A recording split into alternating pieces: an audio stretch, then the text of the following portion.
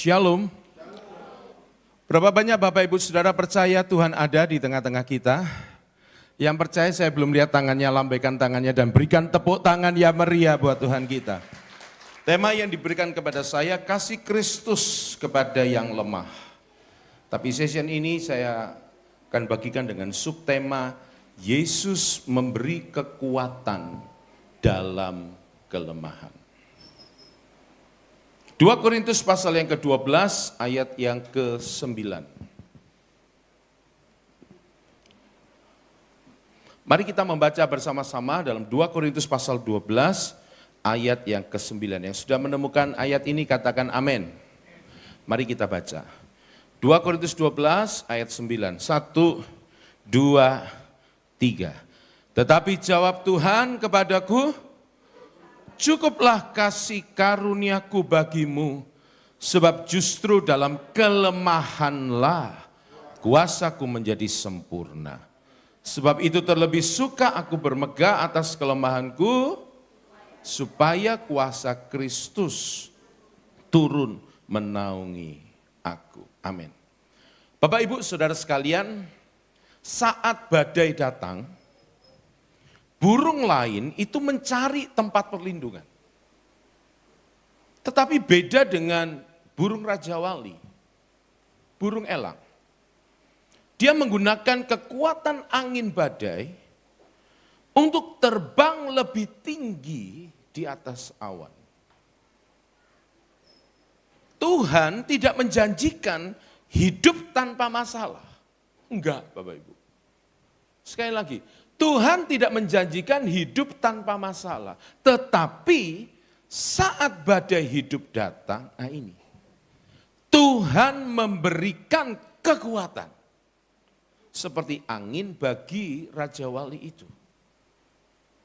Untuk membuat Anda dan saya terbang lebih tinggi melampaui masalah tersebut. Bukan tenggelam di dalamnya. Bapak Ibu Saudara sekalian, seringkali pandangan kita itu hanya pada satu sisi saja. Yaitu bahwa kekuatan itu hanya datang dari kekuatan jasmani atau lahiriah. Termasuk yang berhubungan dengan bukan hanya tubuh yang sehat, tubuh yang kuat, tubuh yang atletis, bukan hanya itu. Namun juga harta kekayaan yang berlimpah. Kedudukan dan jabatan yang tinggi. Keahlian yang luar biasa atau kemampuan yang menonjol. Kadang-kala kita tertuju pada satu sisi itu saja. Sehingga kecenderungan kita yang pertama, ketika kita mengalami kelemahan, maka seakan-akan dunia itu runtuh. Atau tidak ada lagi harapan, tidak ada lagi masa depan. Sedangkan Bapak Ibu, tidak selalu kan kita itu kuat. Tidak selalu kan kita itu sehat, betul? Ada saatnya, ada masanya kita mengalami kelemahan. Kecenderungan yang kedua, lebih mengandalkan kekuatan diri sendiri. Sedangkan Yeremia pasal 17 ayat 5 dikatakan, beginilah firman Tuhan, terkutuklah orang yang mengandalkan manusia, yang mengandalkan kekuatannya sendiri, dan yang hatinya menjauh daripada Tuhan. Lalu lompat di ayat yang ke-7 dikatakan, diberkatilah orang yang mengandalkan Tuhan, yang menaruh harapannya pada Tuhan.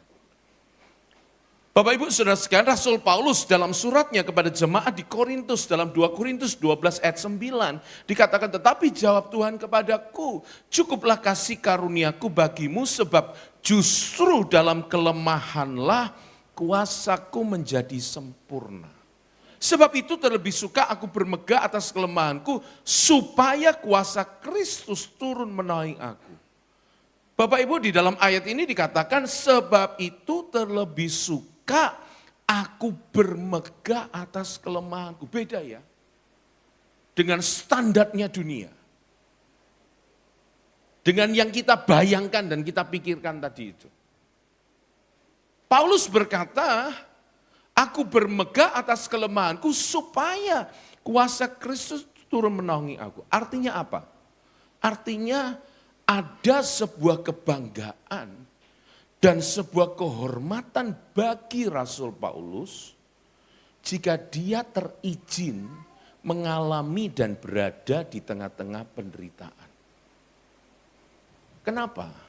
Sebab Barnes dalam bukunya berkata begini, di balik penderitaan yang dialami itu bisa menjadi sarana untuk lebih menikmati kasih karunia Tuhan.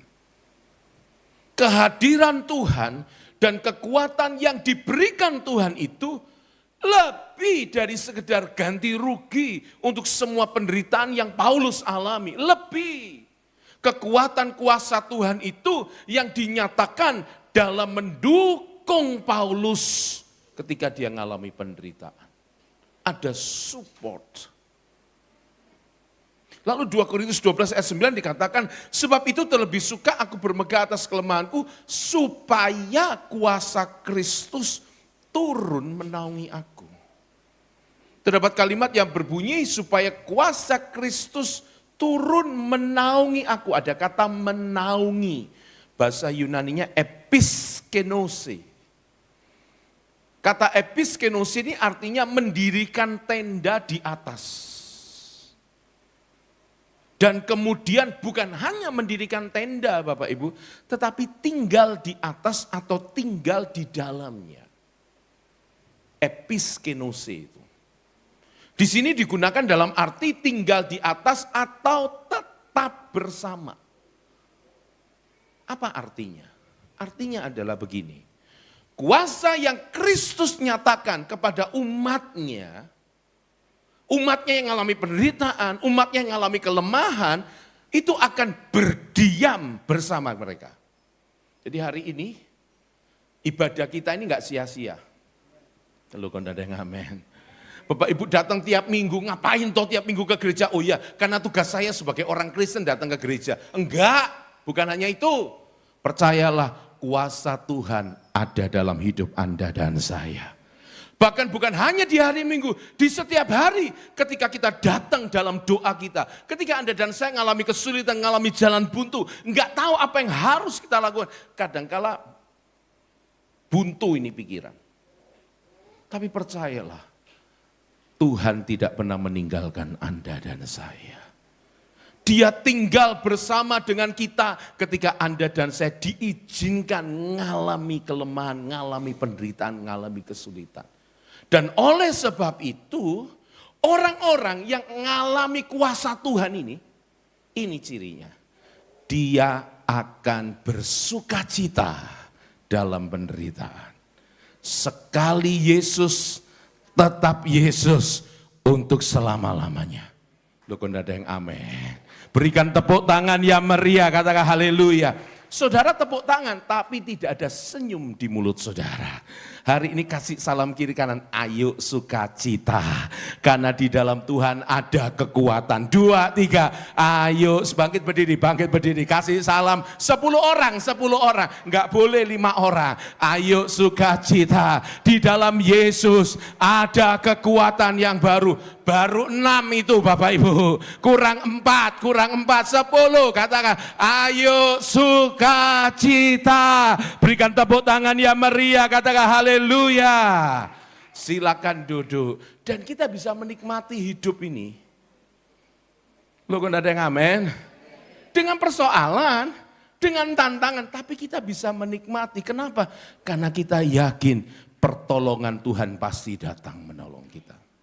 Dengan kata lain, di saat kita merasa paling lemah, di saat itulah kekuatan Yesus bekerja dengan paling sempurna dalam hidup kita. Nah, Bapak Ibu Saudara sekalian, kebanyakan tokoh-tokoh yang tercatat di dalam Alkitab itu mengalami tantangan dan penderitaan. Tadi saya sempat kasih contoh, ada Musa, ada Rahab, ada Gideon, ada Daud. Tapi untuk sesi ini salah satu yang mengalami penderitaan namanya Yakub. Mari kita lihat Kejadian 47 ayat yang ke-9. Kejadian pasal 47 ayat 9. Dikatakan demikian firman Allah. Kejadian 47 ayat 9. Mari kita baca bersama-sama ya Bapak Ibu. Dengan suara mantap, dengan suara keras. 2, 3. Jawab Yakub kepada Firaun. Bagaimana? Tahun-tahun pengembaraanku sebagai orang asing berjumlah 130 tahun. Tahun-tahun hidupku itu sedikit saja dan kurang mantap dan buruk adanya, tidak mencapai umur nenek moyangku, yakni jumlah tahun mereka mengembara sebagai orang asing.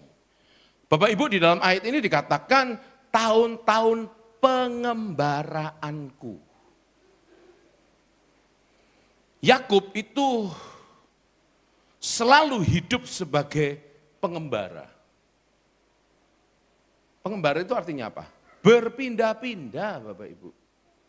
Di berbagai wilayah dari Kanaan, Mesopotamia, Mesir. Hampir tidak pernah beristirahat. Pindah-pindah terus. Dan kalau dia berada di tempat-tempat di mana dia bisa tinggal, enggak lagi pindah-pindah, tinggal di tempat itu, paling lama deh. Nanti pindah lagi, tapi dia ada di tempat itu cukup lama. Ternyata di tempat itu dia selalu terpapar pada kelelahan di ladang dan kelelahan di gurun. Jadi kalau Bapak Ibu berkata, hidupku kok kayak gini ya? Yakub udah ngalami. Bahkan kalimat berikutnya, tahun-tahun pengembaraanku sebagai orang asing. Jadi bukan hanya mengembara, tapi ada kata orang asing. Istilah orang asing adalah pilgrim. Pilgrim itu berasal dari kata Perancis yaitu pèlerin dan pellegrin. Itu asal dari kata pilgrim. Dan juga berasal dari kata Latin yaitu peregrinus. Kata peregrinus itu artinya orang asing, pendatang, orang luar. Bukan orang dalam, orang luar. Saudara sekalian, kata peregrinus itu dari kata keterangan peregre, yang berarti di luar negeri, di luar negara, tidak di rumah, begitu loh saudara. Tidak di negaranya sendiri. Artinya apa? Artinya begini, orang asing itu artinya orang yang melakukan perjalanan, baik panjang atau pendek, dan selama perjalanan itu, dia harus menanggung banyak penderitaan dan kekurangan. Perjalanan Yakub itu saudara, itu perjalanan ziarah sejati yang dilakukan dalam rangka kehendak Tuhan ini. Tapi dia mengalami penderitaan dan kesusahan. Makanya dia berkata, tahun-tahunku buruk. Demikian pula dengan perjalanan hidup kita. Saya nggak tahu apa yang terjadi dengan Bapak Ibu Saudara. Mungkin Bapak Ibu sedang mengalami hidup yang menekanmu. Hidup yang membatasimu. Aduh, semua itu terbatas. Kok nggak kayak orang itu ya, enak banget. Mau makan di mana saja siap. Kita mau makan itu aja menghitung dulu. Ngitung dulu. Mau beli baju dulu, ngitung dulu. Terbatas. Rumah saya di barat Bapak Ibu. Ketika pertama kali matahari, kan sekarang matahari sudah nggak ada ya. Matahari sekarang ganti Suko dan Muko. Kalau dulu matahari itu di dalamnya ada konten tempat-tempat penjualan misalkan produk-produk polo, krokodil begitu. Punya tenan-tenan sendiri. Tapi sekarang enggak, matahari punya sendiri, produknya sendiri, namanya Suko dan Muko. Saya teringat ketika pertama kali matahari buka di Pakuwon Mall. Kan Pakuwon ini mall terbesar se-Asia Tenggara. Jadi menarik bagi kita orang Surabaya yang suka sekali, orang Surabaya itu suka kepo. Makanya kalau ada apa pertama kali lihatan ya, 1 bulan itu pasti rame. Tapi nanti bulan ketiga mulai berkurang. Itulah ciri Surabaya.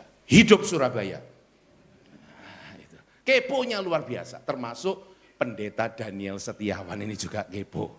Kepengen saudara, lihat matahari di Pakuwon Mall ini yang katanya besar. Itu kurang lebih seminggu setelah pembukaan, saya, istri dan anak saya datang ke sana. Saudara, ternyata begitu masuk betul saudara, gede itu matahari. Besar banget, kalah yang TP. Besar banget. Tapi yang membuat saya terkejut adalah, ada satu taci saudara. Dia datang dengan 3 anaknya perempuan. Dan langsung berkata begini sama anaknya, Noni, silakan belanja sebebasnya. Mama nanti bayar. Saya juga mau angkat tangan. Ci, aku angkatin jadi anakmu, Ci. Aku mau, Ci. Mama nanti yang bayar, silakan bebas. Kita kepingin kayak gitu ya. Ambil, bayar, bebas. Sedangkan kita mikir dulu. Daripada beli ini, lebih baik beli itu. Nanti kalau beli itu, nanti tidak bisa makan. Terbatas semua. Apalagi kalau sudah tanggal tua gini. Mukanya madesu, masa depan suram. Enggak ada sukacita. Kenapa terbatas? Hidup kita tertekan. Hidup itu seperti ada yang membatasi. Menimpakan beban yang tidak ingin kita pikul. Akan tetapi Bapak Ibu, penderitaan yang paling tidak adil, penderitaan yang paling tidak layak kita terima, penderitaan yang kita sebut ini sia-sia ini, dengarkan saya, lewat mimbar ini saya mau serukan, itu adalah sebuah kesempatan bagi Anda dan saya untuk meresponinya, menanggapinya dengan cara yang bisa digunakan oleh Tuhan untuk mengubah hidup kita menjadi serupa dengannya. Kita dapat bersukacita dalam pencobaan yang kita hadapi. Kok bisa Pak Daniel? Karena kita tahu bahwa kesulitan membuat Anda dan saya dibentuk menjadi sempurna dan utuh dan tidak kekurangan satu apapun, seperti Yakobus 1 ayat 3 mencatat itu. Sekalipun hal itu perlu waktu Bapak Ibu. Namanya pembentukan itu perlu waktu. Kita menginginkan hasil yang cepat, tetapi tidak ada jalan pintas menuju tujuan akhir yang Allah tentukan bagi Anda dan saya. Oleh sebab itu satu-satunya respon yang benar adalah dengan tunduk dan menerima semua kehendaknya setiap hari pada kondisi yang Allah sediakan bagi hidup kita. Maka kekudusannya itu akan menjadi milik Anda dan saya. Dan perlahan-lahan, dengarkan saya Bapak Ibu. Perlahan-lahan tapi pasti Roh Allah mulai mengubah Anda dan saya menjadi manusia yang lebih baik, lebih menjadi manusia yang lebih lembut hati, menjadi manusia yang lebih tegar, lu kok ada yang ame, menjadi manusia yang lebih kuat, lu kok ada yang ame, menjadi manusia yang lebih kokoh dan lebih bijak. Dan saya percaya kalau engkau menoleh ke belakang, engkau berkata, tahun 2026 ini beda banget ya dengan hidupku di tahun 2025. Sekalipun proses itu tidak mudah, tidak gampang, dan tidak bisa dipahami. Kadang-kala kita berkata, Tuhan bingung aku ini. Aku mesti kayak apa? Saya pribadi, semakin saya belajar firman Allah, saudara, semakin saya berkata, Tuhan, betul-betul aku gak ngerti kehendak-Mu ini. Secara pikiran aku gak ngerti, gak paham. Tapi hatiku percaya Engkau punya rencana yang indah buat setiap kami. Berikan tepuk tangan yang meriah, katakan haleluya. Itulah cara Tuhan bekerja, Bapak Ibu. Itulah cara Tuhan. Ruth Bell Graham dalam bukunya dia berkata, semoga Allah memberi kita rahmat. Semoga Tuhan memberi kita kasih karunia. Apa? Untuk memikul panasnya api pembersihan. Supaya beban kita itu tidak terasa semakin berat. Tetapi kita bisa ikut memikul bagian penderitaan kita. Dan beban kita tetap ringan di dalam nama Yesus. Ingat ya Bapak Ibu, ini cara kerja Tuhan. Ingat, Allah sering mengosongkan tangan kita untuk mengisi hati kita. Sekali lagi, supaya Bapak Ibu pulang dan ini jadi kalimat yang menguatkan kita. Ingat, Allah sering mengosongkan tangan kita karena Dia sedang mengisi hati kita. Sekarang pertanyaan sederhananya adalah, bagaimana Yesus memberikan kekuatan di dalam kelemahan? Yang pertama, Dia menjadi sandaran kita, Bapak Ibu. Ketika Anda dan saya tidak lagi mampu bisa berdiri sendiri, kayaknya gak kuat ini Pak. Hari-hari ini saya ketemu dengan orang-orang yang berkata pada saya, gak kuat saya ini Pak. Saya gak kuat memikul beban saya. Kok sakit saya ini gak sembuh-sembuh toh Pak. Saya sudah setia ikut doa pagi loh Pak. Kami doa paginya jam 3 pagi Bapak Ibu.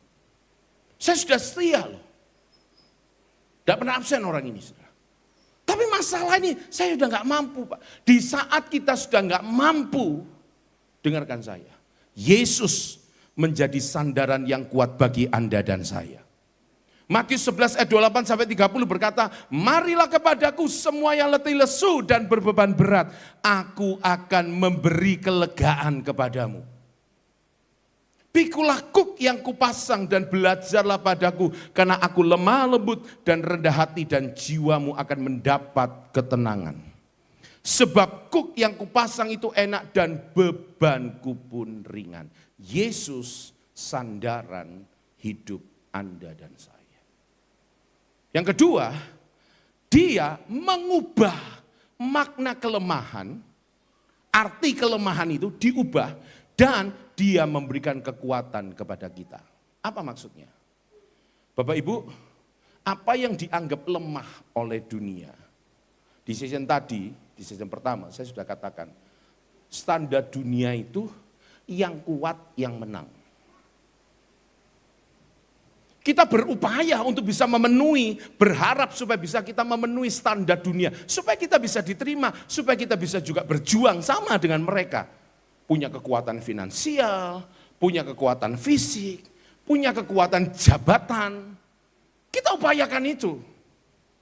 Tapi yang terjadi kenyataannya ada banyak dari kita nggak mampu. Sehingga kita mulai lemah. Saudara sekalian. Dan di saat kita lemah, kita sudah nggak lagi dihargai oleh dunia. Karena dunia itu menilai itu.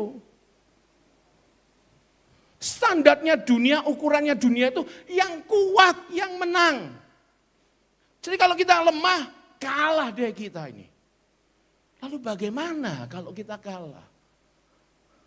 Sekali lagi, apa yang dianggap lemah oleh dunia, dengarkan saya. Tuhan jadikan sebagai sarana untuk menunjukkan kemuliaannya. 1 Korintus, ini Alkitab yang ngomong, bukan saya. 1 Korintus 1 ayat 27.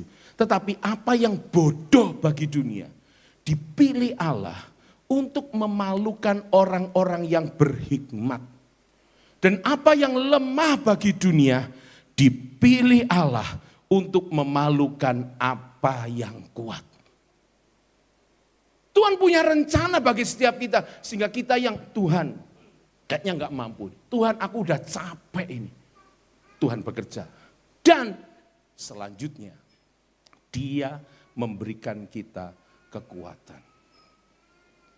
Dan kekuatan yang diberikan itu bukan hanya untuk menghilangkan semua kelemahan kita. Bukan hanya itu Bapak Ibu. Tapi kekuatan itu untuk menolong Anda dan saya menghadapi semuanya dengan penuh keyakinan dan percaya bahwa di dalam Kristus ada kemenangan besar. Berikan tepuk tangan yang meriah, katakan haleluya.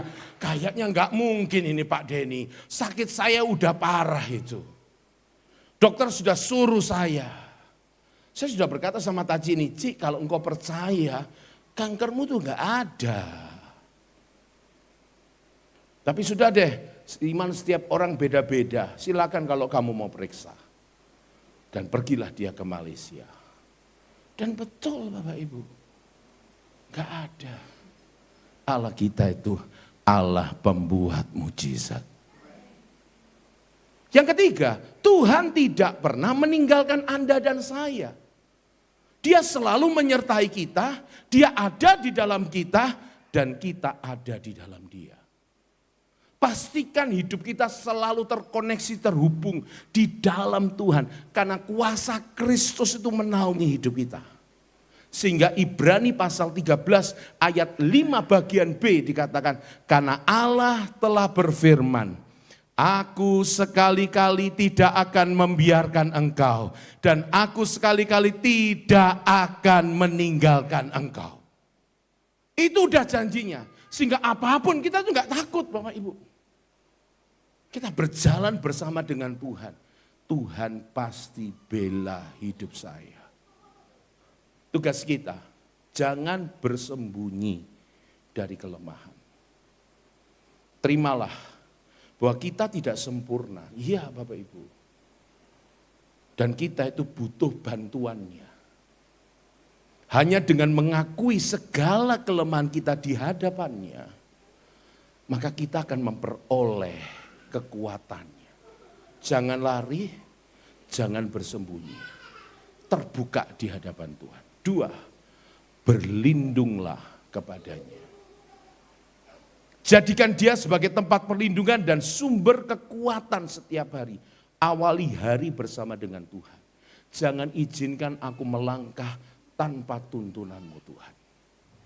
Kalau kita melangkah tanpa tuntunan Tuhan, hari itu kita akan kacau.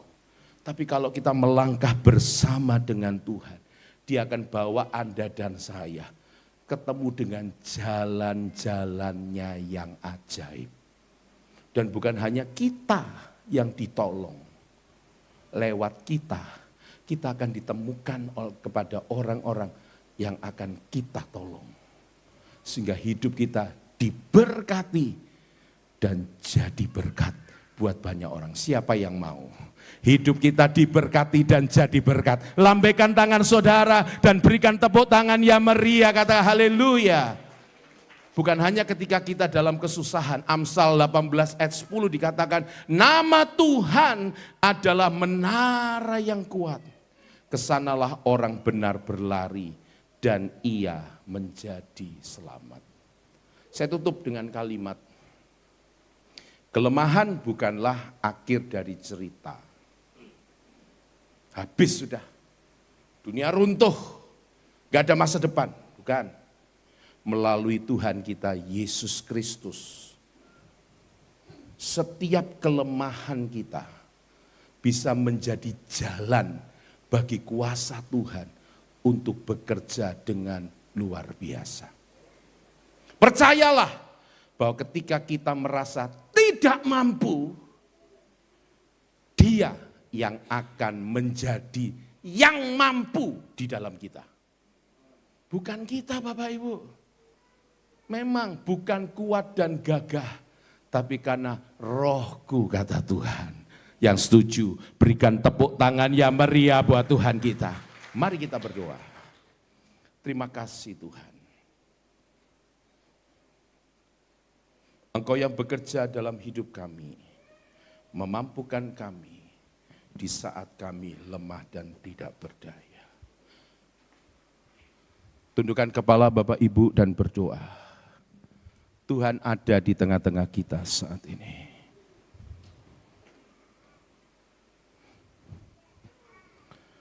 Percayalah, Dia tidak pernah meninggalkan Anda dan saya. Kita sudah mendengar firman-Nya. Tugas kita adalah jangan lari dari kelemahan, terbuka. Kita perlu Tuhan. Dengan kerendahan hati kita datang kepada Tuhan. Ini aku Tuhan. Dengan segala keberadaanku. Terkadang kita merasa tak ada jalan terbuka. Tak ada lagi waktu, terlambat sudah. Mari bersama-sama naikkan pujian ini. Katakan, Tuhan tak pernah berdusta. Dia selalu pegang janjinya. Dia selalu pegang janjinya. Bagi orang percaya, bagi orang percaya, mujizat nyata.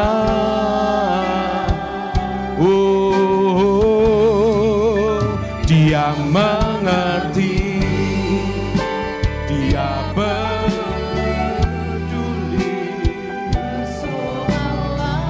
yang sedang terjadi. Katakan, Dia mengerti, Dia peduli persoalan yang kita alami. Namun satu yang Dia minta, agar kita percaya sampai mujizat menjadi nyata. Saya undang Bapak Ibu Saudara untuk bangkit berdiri bersama. Katakan, Dia mengerti.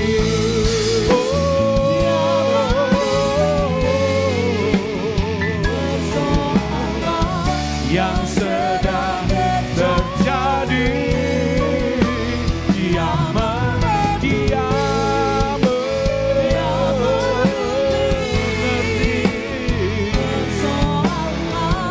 yang kita alami. Namun satu yang Dia minta, agar kita percaya sampai mujizat. Mari kita angkat tangan kita. Dia mengerti.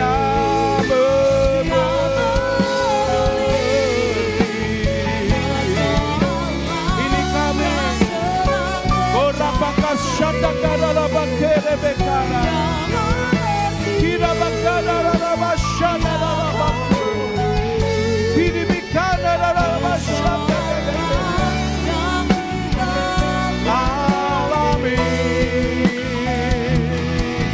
Namun satu yang Dia minta, agar kita percaya sampai mujizat. Sekali lagi katakan Dia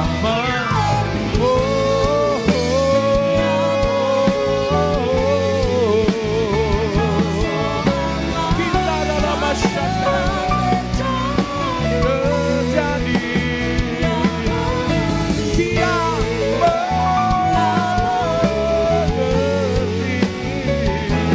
mengerti yang kita alami. Namun satu yang Dia minta agar kita percaya sampai mujizat berjadi. Siang ini hamba berdoa untuk umat-Mu Tuhan. Kami semua yang sedang menghadapi tantangan kesulitan, kami yang sedang menghadapi penderitaan dan masalah. Tuhan, kami gak mampu menghadapi semua. Tapi hari ini kami mau datang kepadamu Tuhan.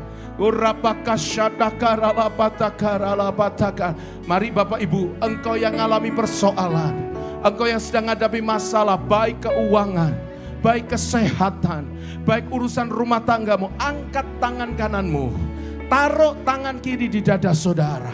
Hamba berdoa untuk setiap tangan-tangan yang diangkat saat ini Tuhan.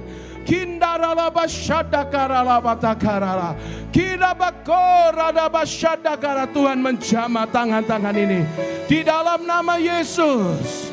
Di dalam nama Yesus, yang sakit disembuhkan, yang susah dihiburkan, yang kesulitan ekonomi Tuhan berkati, dan Tuhan buka jalan di dalam nama Yesus.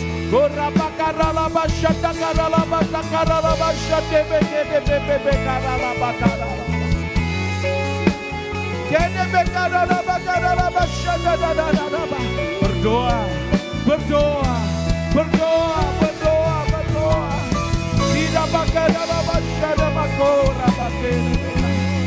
Di dalam nama Yesus, di dalam nama Yesus, mari bersama-sama katakan.